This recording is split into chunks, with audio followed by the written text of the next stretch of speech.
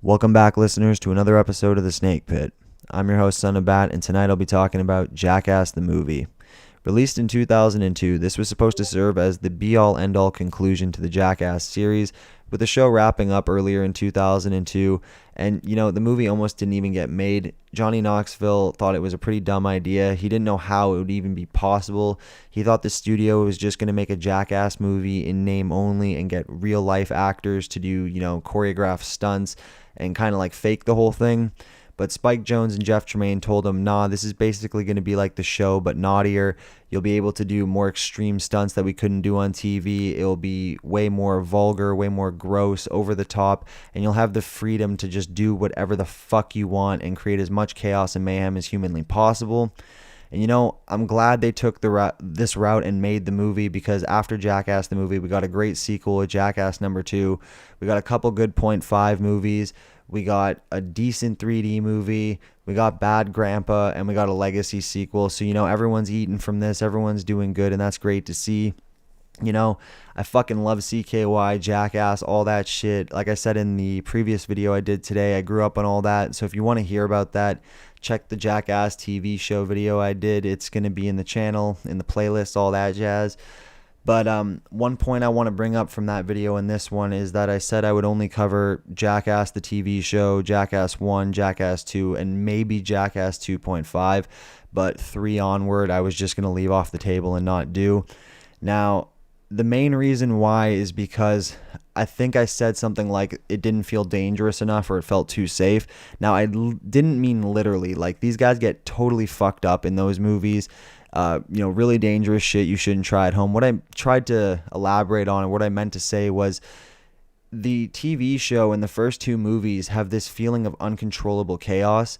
Now, they're made on a smaller budget. And, you kind of watch it and you're like, how the fuck are they going to do half of these stunts? How are they going to land them? How are they going to get away with them? How are they not going to die? How are they not going to get arrested? The lack of funds and safety and everything kind of just put you on edge. And it made this show like really intense as a viewer. It made it really like stand out compared to something like Fear Factor or Wipeout or any of that shit. It just felt raw and crazy. Whereas 3 onward, everyone was like, older, has gotten cleaned up, so they're a little less crazy, they're a little bit more dialed back, and so much money went into those movies. Like, it didn't feel like, oh, well, we got what we got, let's see what we can make it work. It was like, we got all the money possible, let's make these stunts, and they worked on the first go usually, in a lot of cases, and it just didn't feel like uncontrolled chaos. It felt like really controlled chaos. It just felt really corporate and controlled. It didn't feel off the chain insane like how Jackass should. Well, that's my personal opinion. I could be completely wrong, but that's just how I see it. It's like watching older seasons of a cartoon versus the newer seasons. Like, you definitely notice the HD shine on a newer cartoon, and to some it throws them off. Me, I'm in that camp where like the newer, shinier HD versions of Jackass just aren't for me. With Jackass Forever, I have my own personal opinions about that. It doesn't feel like a Jackass movie without the CKY crew, without Ryan Dunn, and I really, really don't give a shit about the new people in Jackass Forever. So yeah, that's going to be a reason why I don't cover that one. And Jackass 3, it's kind of sad because it's the last movie that everyone was in together, It's the last movie Dunn was in. It just brings weirdness to watch, whereas like 2 backward, anything from 2 backward, I can, have a good time. Anything past that is just not as fun. Weird, but that's just me. Anyway, gonna get into this movie here. Jackass the movie, again, released in 2002 on a budget of $5 million.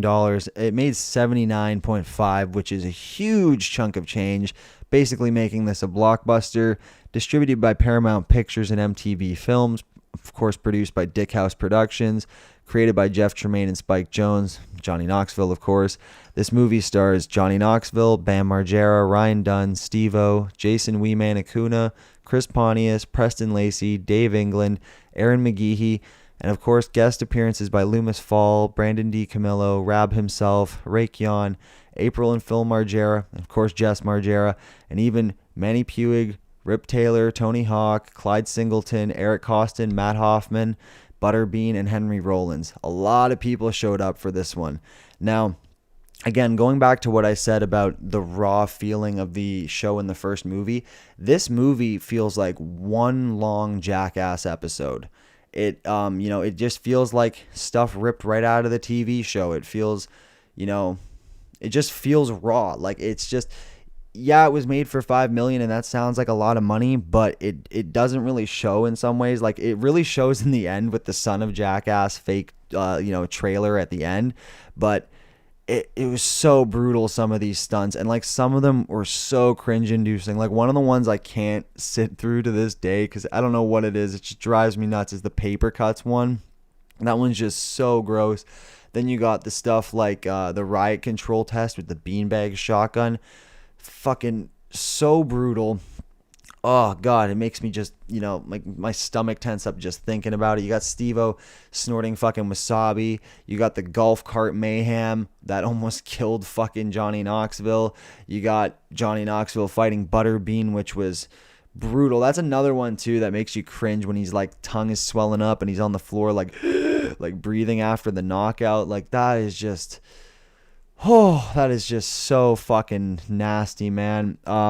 Dave England, of course, uncontrollably shitting his pants before he gets to the stunt where he's supposed to shit in the model toilet, always makes me laugh my ass off. Then there's, of course, one of the greatest Ryan Dunn fucking stunts where he shoves the toy car up his ass and they get the x-ray. That to this day makes me laugh my ass off. It's so fucking stupid, but so funny. Watching this recently, I was super fucking fried. Like I was laughing my ass off the whole way through. It was just a good time, feel good movie. Definitely had its cringe moments. Like I said, paper cuts, really bad. I actually read some interesting facts. So Steve-O does a pole vault. Like there was a few pole vaults in this movie, but one he goes into like this septic runoff river with like a dead cat in it, and apparently when he did that, he actually got an infection, like a really serious one, which is fucking nasty, but I could believe it. He also said that the cast barely got paid by Paramount during the first movie, and I think on an H3 podcast, he said they made about $65,000 from its original $80 million gross, which is pretty fucked up, but that's what studios be doing. Another great segment is the night pandas. Actually, Loomis Fall came up with that idea, and a funny thing I found out is they let him do it, and they wanted to go to Japan first and foremost. They wanted to film there, but also like they didn't have the heart to tell Loomis that pandas come from China and not Japan. So it's really funny that like they're dressed up as fucking pandas skating around fucking Japan. The gong was another one that killed me, just walking around just bong and fucking scaring the shit out of people, man. Like the fucking, the suspended wedgie in a tree was another one. Like fucking Rab himself, he's like, I'm Rab himself and I'm a fucking idiot, and he jumps out of a tree and he's like hanging by this fucking wedgie, and there's just this bloody shit covered underwear. It was so fucked, but like so funny. Then there's like one where basically Bam's constantly fucking with his dad the whole time, and he's like, my dad's gonna wake up in 5 hours, so I'm gonna fuck with him. And he basically gets a bunch of fireworks laying around the room and like drums, and he sets them off, and it's like this huge fucking blast. And then like 5 hours later, the dad wakes up to get ready to go to work, and he gets in his fucking car, and then another barrel of fireworks goes off, which, gave me some serious Tom Green vibes, which was another, big show around this time, big gross out semi-stunt show. So that was pretty funny. Like a lot of wild stuff. A lot of the Japanese footage was really cool. Like I like wish there was a little bit more of that. At the end of the movie in the credits, they show a lot more footage, which I feel like they shouldn't have cut out, but it is what it is. The shopping cart used at the beginning of the movie that you'll see on the cover of this DVD was actually from the film The Incredible Shrinking Woman from 1981.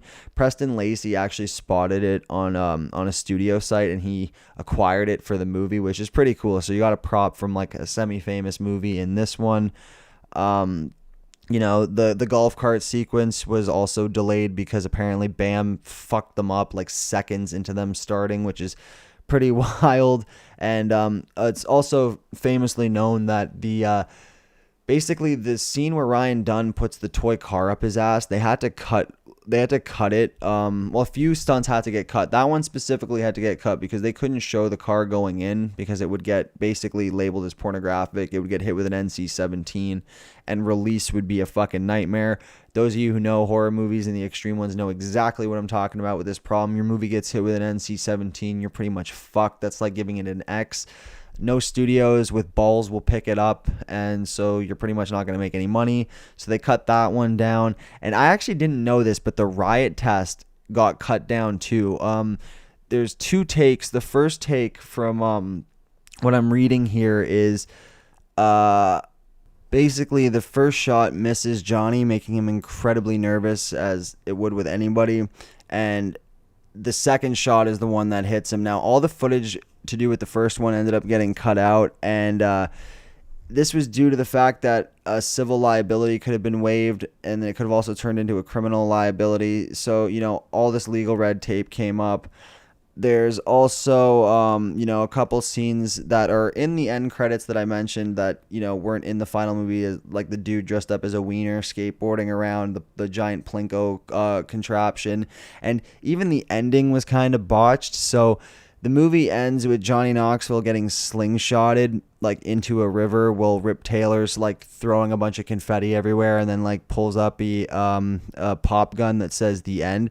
Apparently it was supposed to have like this giant Rube Goldberg type contraption that was going to just like fuck everybody up, but it didn't work, and unfortunately it didn't make the cut. There's like scenes and snippets of it here and there on different like I think releases. I think the Japanese version has a couple cuts of it, but I'm not 100% about that. But yeah, it's a shame. Still a great DVD. Do I recommend this to anybody out there? Hell yeah. If you're into gross out comedy, cringe comedy, if you're into stunts, I recommend this. It's a must have to anybody who, has a Jackass collection. Oh, and yeah, one fact I forgot to mention. So there's a stunt where Bam leaves an alligator in his house to scare the shit out of his mom. And if I'm correct about this could be a rumor, I could be completely wrong. That scene pretty much opened the door for Viva La Bam to happen. So if that stunt is the reason why that show basically became a thing after the Jackass movie came out.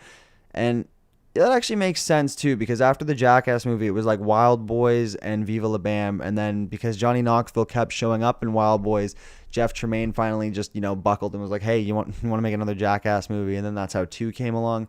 So that's pretty cool. Anyway, back to my recommendation. I'd probably give this a 9. Just straight 9. Actually, you know what? Fuck that. I'm going to give this a 10. It's an all-around perfect movie.